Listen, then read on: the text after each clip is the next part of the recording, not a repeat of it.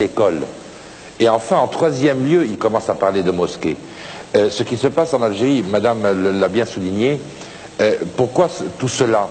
Elle a oublié de dire une chose, c'est que les intégristes ne veulent surtout pas que ce qui s'est passé durant la révolution ou durant la guerre anticoloniale, les femmes algériennes avaient acquis un droit, avaient acquis un statut particulier par rapport à l'environnement arabe. Et la place des femmes avait été prépondérante d'ailleurs dans cette totalement, de totalement. Et cela, c'est ça, je voudrais arabe, tout le temps arabe. Non, arabo-islamique. Pourquoi arabo-islamique? Arabo-berbéro-islamique. Très bien. Non, pourquoi? Parce qu'il y avait... Mais bon sang, mais pourquoi? Écoutez, moi ce que je tiens à dire simplement, c'est que pourquoi me la mettre femme... dans ce contexte arabo-islamique? J'ai le droit de dire non. Mais je suis algérien, autochtone de ce pays. Je ne suis pas arabe identitairement et je ne suis pas obligé d'être musulman. C'est pas pour autant que je ne peux pas respirer l'oxygène de l'Algérie. Monsieur Younes, je ne suis pas en train de vous dire que vous êtes absolument à 100% arabe et à 100% islamique. Vous avez été arabisé, vous l'avez dit vous-même. Alors faisons un cours d'histoire, rappelons les consciences. On ne va pas le faire là, c'est ça. Vous avez, comme d'autres peuples de cette région, vous avez été arabisé et vous avez été islamisé. C'est un fait. Ce que je tenais à dire simplement, c'est que la femme... qui sont islamisés. Moi, je n'accepte pas aujourd'hui. Je vois la vie d'une autre manière. Bien entendu. Ce que je voulais dire simplement, c'est que les femmes aujourd'hui se retrouvent également comme une cible des islamistes qui veulent leur enlever le droit acquis durant la Révolution précisément. Et avec la complicité de beaucoup de gens du pouvoir d'ailleurs.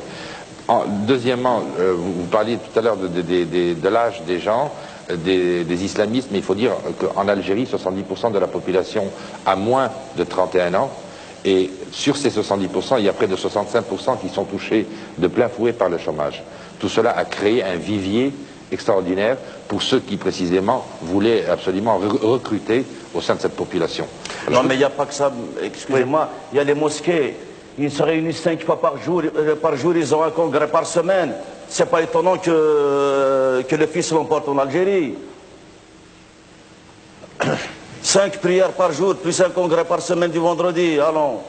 Oui, mais en Tunisie, avec ça, ça en Tunisie, je voudrais faire écho à l'intervention de Yasmina avec vous, Françoise Davis. Vous êtes réalisatrice, vous êtes une des organisatrices de la marche du 3 décembre qui a été la journée nationale. Matou Blounès, chanteur, je voudrais me retourner vers un autre artiste, c'est Merzak Alouache, dont on peut voir encore le Babel Wed City qui est sorti, qui avait été présenté à Cannes, qui est sorti en France, qui est à l'affiche, qui marche d'ailleurs plutôt bien et qui raconte justement la persécution dont fait l'objet un jeune qui, à un moment donné, se retrouve finalement opposé, mais vraiment pas au départ pour des raisons idéologiques, mais pour des raisons de vie quotidienne à l'intégrisme. Et ce film, vous l'avez tourné en Algérie, et je voudrais que vous nous racontiez un peu à la fois ce qu'ont été les conditions de ce tournage, et puis le regard que le cinéaste que vous êtes porte aujourd'hui sur la situation en Algérie.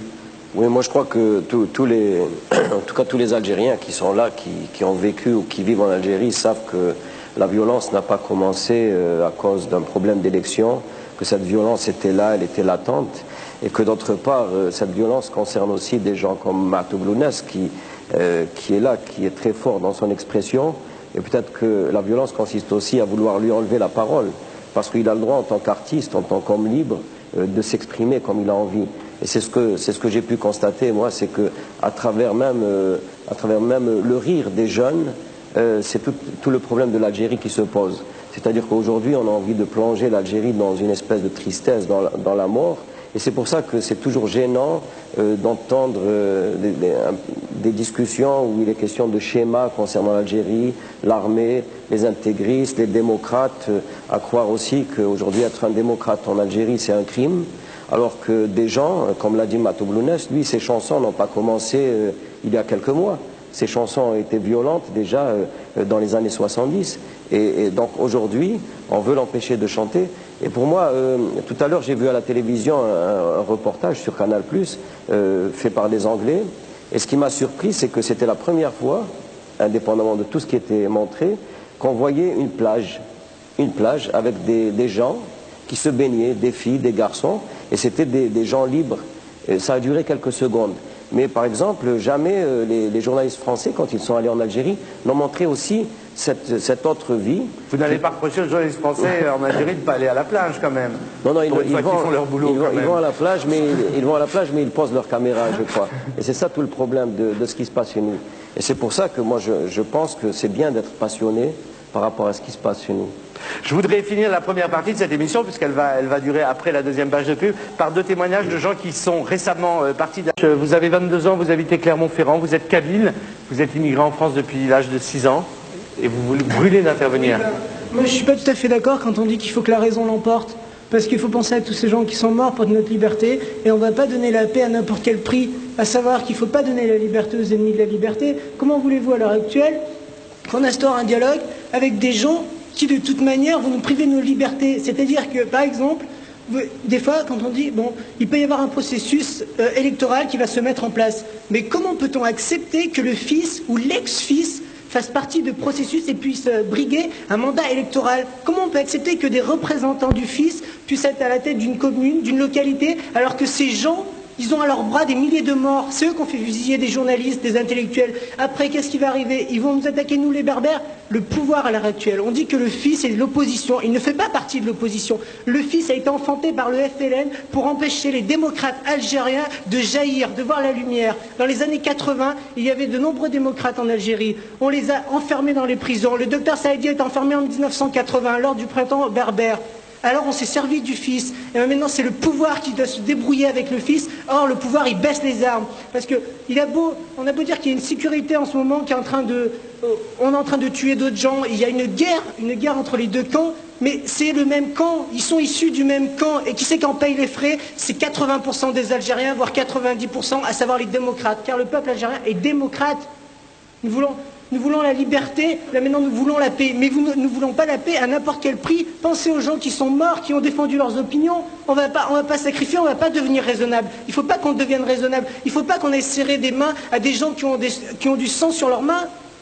Moi, je n'accepte pas cette vision-là. Et je pense qu'au contraire, il faut prévoir. Il faut se dire, mais on ne va pas leur donner de liberté à ces gens. On ne va pas laisser des gens s'exprimer. Regardez la démocratie. La démocratie, elle a enfanté Hitler.